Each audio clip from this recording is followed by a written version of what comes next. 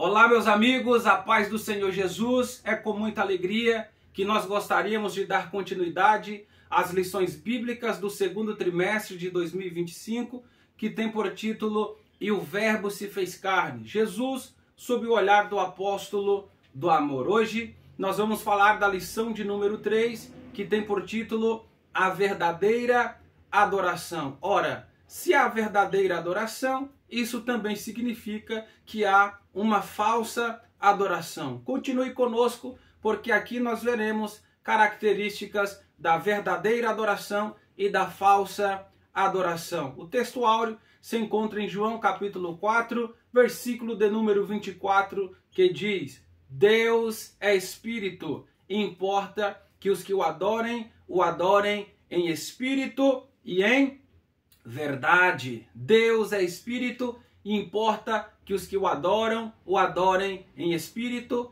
e em verdade. Quando nós olhamos para o Novo Testamento, nós veremos que o Novo Testamento nos apresenta cerca de 4 descrições sobre quem é Deus. A primeira é João 4:24, que diz que Deus é Espírito. A segunda descrição que a Bíblia dá a respeito de Deus é no livro de Hebreus, que diz que Deus é fogo e fogo consumidor. A terceira descrição que a Bíblia dá sobre Deus é nas epístolas do apóstolo João, que diz que Deus é luz, mas João também dá a quarta e última descrição sobre Deus no Novo Testamento, que Deus também é amor. Pois bem, quando nós analisamos João capítulo de número 4, nós perceberemos que Jesus ele entra em diálogo com cerca de 4 pessoas. Primeiro, Jesus entra em diálogo com a mulher samaritana. Segundo, Jesus entra em diálogo com seus próprios discípulos. Terceiro, Jesus entra em diálogo com os samaritanos. E quarto, Jesus entra em diálogo com o aristocrata romano. Quando nós analisamos o primeiro diálogo, que é o diálogo entre Jesus e a mulher samaritana, nós vamos ver que esta mulher samaritana teve um encontro com Jesus. E o texto faz questão de nos mostrar as condições do lugar aonde teve esse encontro. A Bíblia diz que foi em um poço. E quando nós olhamos para a Bíblia, nós vamos perceber que 4 mulheres tiveram um encontro no poço e tiveram as suas vidas mudadas, as suas vidas totalmente transformadas. A primeira mulher na Bíblia que teve um encontro no poço foi uma mulher por nome Rebeca. Gênesis capítulo 24, versículo 11 ao 20, diz para nós que Abraão tinha enviado o seu servo Eliezer para procurar uma esposa para o seu filho Isaque, e em um poço Eliezer se encontrou com Rebeca e a sua vida nunca mais foi a mesma. Ela se casou com Isaque e foi totalmente transformada. A segunda mulher na Bíblia que teve um encontro no poço e a sua vida foi transformada foi uma mulher por nome Raquel. Em Gênesis 29, versículo 10, nos mostra que Raquel teve um encontro com Jacó. Esta, por sua vez, também se casou com Jacó e teve a sua vida totalmente transformada. A terceira mulher na Bíblia que teve um encontro no poço e a sua vida foi transformada foi uma mulher por nome Zípora. A Bíblia diz em Êxodo, capítulo de número 2, versículo 15 ao 22, que enquanto ela alimentava os animais do seu pai, ela teve um encontro com Moisés e a sua vida também foi transformada no poço. E a quarta mulher na Bíblia que teve um encontro no poço e a sua vida foi transformada foi a mulher samaritana. Isso mesmo, a mulher samaritana. E quando Jesus começa a dialogar com uma mulher samaritana, Jesus, na verdade, começa a ultrapassar algumas barreiras da sua época. Jesus ultrapassa e vence, supera no mínimo 3 barreiras da sua época ao se comunicar com uma mulher samaritana. A primeira barreira que Jesus venceu é chamada de a barreira social. Por quê? Porque as mulheres não poderiam se comunicar com os homens e os homens também não poderiam se comunicar com as mulheres. Só poderiam se comunicar em um ambiente público e quando tivesse a autorização e permissão do seu esposo. E nós vemos que aqui Jesus está a sós com a mulher samaritana e começa a dialogar com ela. Vale a pena lembrar também que Jesus ele era um mestre, e um mestre nos tempos de Cristo não tinha por costume ensinar e nem dialogar com as mulheres. Mas Jesus vence essa primeira barreira dialogando com ela, que é a barreira social. A segunda barreira que Jesus vence e ultrapassa ao dialogar com essa mulher é a barreira religiosa, porque o texto faz menção em nos dizer, em João capítulo 4, que os judeus não se davam com os samaritanos, porque existia uma certa rixa entre os judeus e os samaritanos. Mas da mesma forma que Jesus ultrapassa a barreira social, ele também ultrapassa a barreira religiosa, porque ele quer transformar a vida dessa mulher, que é chamada de a mulher samaritana. E a terceira barreira que Jesus ultrapassa ou vence é a barreira moral, a barreira da moralidade. Essa mulher, ela era tida como uma mulher imoral, até porque ela já tinha mais de 5 maridos. Então isso mostrava que ela, de certa forma, era uma mulher imoral. E Jesus, no seu diálogo com essa mulher samaritana, na medida em que Jesus dialoga com a samaritana, ela vai tendo alguma visão a respeito de Jesus. E quando nós analisamos João capítulo 4, nós vamos perceber que a mulher samaritana, ela olhou para Jesus de 4 formas ou de 4 maneiras. Primeiro, a mulher samaritana, ela olhou e viu Jesus como um judeu. Capítulo 4, versículo 9, ela diz: como sendo tu judeu, pede de beber água a mim, que sou uma mulher samaritana. Então, primeiro ela viu Jesus como um homem qualquer. Ela viu Jesus como um homem comum. Mas na medida em que ela dialoga com Cristo, em que Cristo dialoga com ela, ela vai crescendo num conhecimento a respeito de quem Jesus é. Então, em segundo lugar, ela vê Jesus não mais como um simples judeu, mas ela vê Jesus como um profeta. Porque no versículo de número 19, depois que Jesus demonstra um certo conhecimento a respeito da vida dela, ela diz assim, ó: eu vejo que tu és profeta. Então veja que na medida em que ela dialoga com Jesus, ela vai crescendo no conhecimento a respeito de quem Jesus é. Mas ela viu Jesus não somente como judeu, não somente como um profeta, mas ela viu Jesus também como o Messias, como Cristo. Porque no versículo 25 e 26 ela diz assim: eu sei que quando o Messias, que é o Cristo, vier, ele nos contará tudo. Aí Jesus diz para ela assim, ó: eu sou o que fala contigo. Então ela vê Jesus também como o Messias, como Cristo. Mas em quarto e último lugar, essa mulher samaritana, ela viu Jesus como um Salvador. E foi por isso que Jesus, ele foi para Samaria, por isso que Jesus teve um encontro com essa mulher, porque ele queria se revelar e se manifestar como Salvador, como aquele que transforma a vida do mais vil pecador em uma nova criatura. E quando Jesus começa a dialogar com essa mulher, fica claro que um dos temas centrais da conversa é o quê? A adoração, isso mesmo, porque a lição número 3 tem o seguinte título: a verdadeira adoração. E aí a mulher samaritana começa a levantar uma questão que era muito debatida nos dias de Cristo, que era o lugar onde se deveria adorar a Deus. Por quê? Porque os judeus diziam que o lugar certo, correto, em que se deve adorar a Deus era em Jerusalém, e os samaritanos diziam que o lugar onde se deveria adorar a Deus era no Monte Gerizim. Mas Jesus vai mostrar para essa mulher o que é a verdadeira adoração, que a verdadeira adoração não está ligada, não está presa a um espaço geográfico, mas a adoração está ligada a Deus, está ligada à sua palavra e aos seus padrões divinos. Porque a mulher achava que a adoração que Deus recebia era uma adoração que era feita somente no Monte Gerizim. Os judeus achavam que a adoração que Deus recebia era somente em Jerusalém. E quando nós olhamos para os samaritanos, nós vamos perceber que os samaritanos, eles adoravam a Deus de uma forma ou de uma maneira errada. Pelo menos por 5 razões. A primeira razão pela qual os samaritanos adoravam a Deus de forma errada era porque os samaritanos, eles só criam no Pentateuco.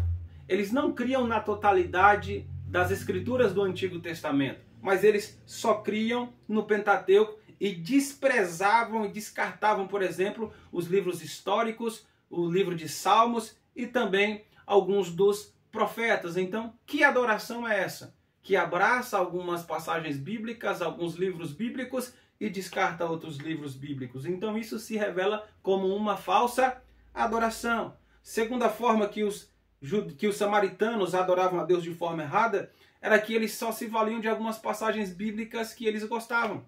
É como muitas pessoas nos dias de hoje que têm a caixinha de promessas, que tem ali os seus versículos favoritos, os seus versículos que só lhe beneficia e não tem a coragem de ler a Bíblia como um todo, porque quando nós lemos a Bíblia como um todo, nós somos confrontados por ela. Então a segunda razão pela qual os samaritanos adoravam a Deus de forma errada é porque eles se valiam somente de algumas passagens bíblicas, especialmente aquelas que elas gostavam. E outra coisa é que a adoração deles era uma adoração falsa, não era uma adoração verdadeira. Em quarto lugar, a quarta razão pela qual os samaritanos adoravam a Deus de forma errada é porque a sua adoração era uma adoração mística, era uma adoração misturada.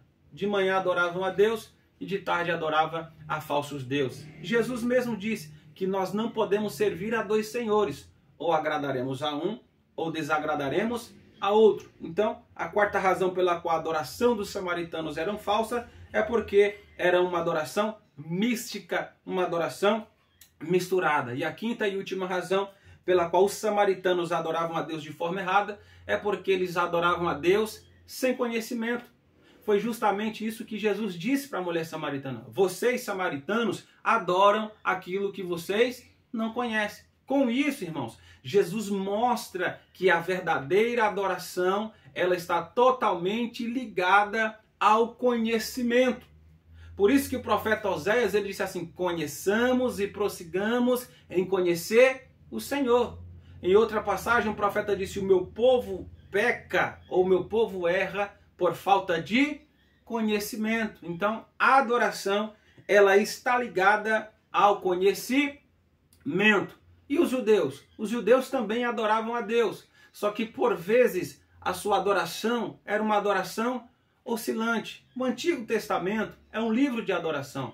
Nós vemos adoração através dos patriarcas que levantavam seus altares para Deus. Nós vemos adoração no meio de Israel, do povo de Deus, quando Deus pediu para levantar um tabernáculo, quando foi construído um templo, quando Deus entregou algumas normas, algumas leis ritualísticas que estavam totalmente ligadas à adoração. Então os judeus também eram adoradores, adoravam a Deus. Só que volta e meia as suas adorações estavam sempre oscilando. Nós vemos isso no episódio do bezerro de ouro. Enquanto Moisés subiu para receber as tábuas do mandamento, o povo ficou embaixo juntamente com Arão e adorou o quê? Um bezerro de ouro. E ainda tiveram a ousadia de dizer que aquele foi o Deus que os havia tirado da terra do Egito. Um outro episódio em que a adoração dos judeus oscila é no livro de 1 Reis, através do profeta Elias. A Bíblia diz que o povo de Israel estava adorando a um falso Deus, estava adorando a Baal, a Zera, a Astarote e a vários outros tipos de deuses. Então isso mostra que a adoração deles era também uma adoração que estava sempre oscilando. Então nós devemos adorar a Deus, não do nosso jeito, mas nós devemos adorar a Deus do jeito que Ele nos orienta na sua palavra. Tem pessoas que dizem no ambiente de culto: irmãos, cada um adora a Deus do seu jeito. Não, nós não somos chamados para adorar a Deus do nosso jeito. Nós somos chamados para adorar a Deus do seu jeito e conforme a sua palavra. Eu me lembro de uma frase de Kevin Conner, que ele disse assim: Deus não derramará da sua glória em um ambiente que não está de acordo com a sua palavra e com seus padrões divinos. Se a nossa adoração não estiver de acordo com a vontade de Deus, com a palavra de Deus, a nossa adoração será uma adoração falsa. Então qual é a adoração que Deus quer? Qual é a adoração que Deus espera? A adoração que Deus quer e que Deus espera é uma adoração exclusiva, que seja centrada unicamente nele. Deus não espera receber uma adoração que tem um homem como centro, que tem as coisas ou os objetos como centro. Deus deseja uma adoração que tenha exclusivamente Ele como centro. Em Mateus capítulo 4, Jesus na sua tentação respondeu dizendo assim, ó, somente ao Senhor teu Deus, somente ao Senhor teu Deus adorarás e somente a Ele servirás culto. Ou seja, Deus espera de nós uma adoração exclusiva que seja dirigida somente e unicamente a Ele. E Jesus diz em João capítulo de número 4 que importa que os verdadeiros adoradores adorem a Deus em espírito e em verdade. Curioso isso, né? O que seria adorar a Deus em espírito e em verdade? Perceba que há um conjunto de duas palavras aí, espírito e em verdade. E adorar a Deus em espírito e em verdade nada mais é do que adorar a Deus através do Espírito Santo mediante a pessoa de Jesus. Por quê? Porque Jesus disse em João capítulo 14, versículo de número 6, eu sou o caminho e a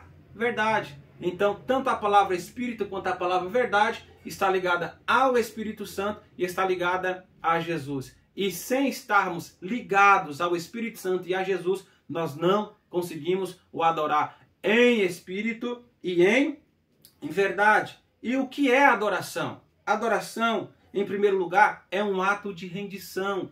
É quando nós nos rendemos a Deus. Quando nós lemos os evangelhos, nós vamos ter diversos exemplos de uma adoração que é feita através da rendição. Por exemplo, o leproso que se aproximou de Jesus em Mateus capítulo de número 8, ele se prostrou diante de Jesus e o adorou, dizendo, Senhor, tu podes me tornar limpo se o Senhor quiser. Então veja que uma adoração que é feita através da rendição, ela não exige nada de Deus. Ela diz assim, Senhor, se tu quiseres, pode me tornar limpo.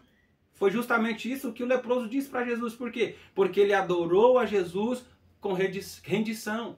Quando nós olhamos, por exemplo, para a vida de Jairo, que ele foi ter com Jesus, ele chegou diante de Jesus e se prostrou. O que é isso? É rendição. Então, em primeiro lugar, a adoração é um ato de rendição. Mas, em segundo lugar, a adoração também é um ato de serviço. Não confunda serviço com ser visto. Porque tem gente que adora não pelo ou através do serviço, mas adora para serem visto.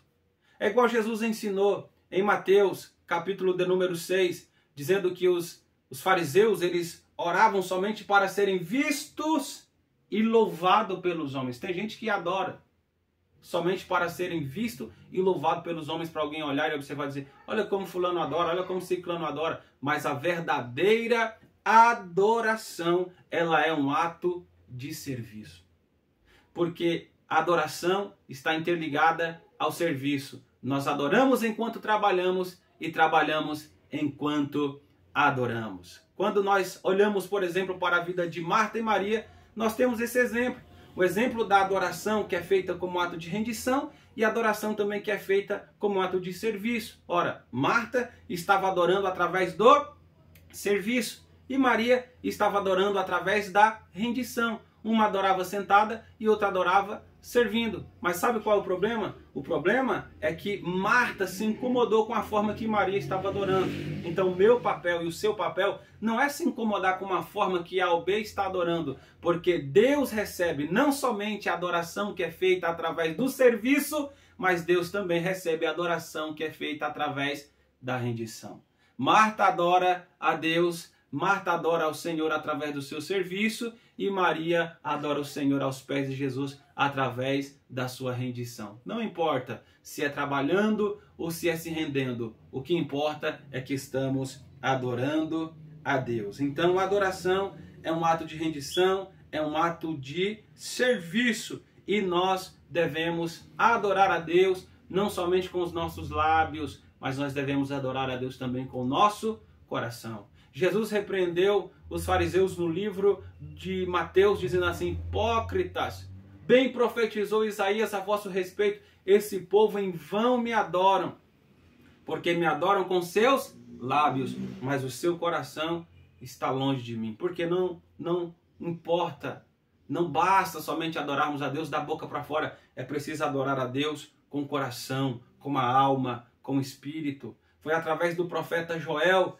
que Deus disse, rasgai não somente as vossas vestes, mas rasgai também o vosso coração. Ou seja, Deus espera não somente uma adoração externa, mas também uma adoração interna, uma adoração verdadeira. Deus é Espírito e importa que os verdadeiros adoradores o adorem em espírito e em verdade. Deus abençoe você. Não se esqueça de curtir o vídeo, de comentar, de compartilhar, de se inscrever no canal e convidar outras pessoas para se inscreverem no canal. Espero que essa aula, que essa lição de número 3 tenha abençoado você. Deus abençoe.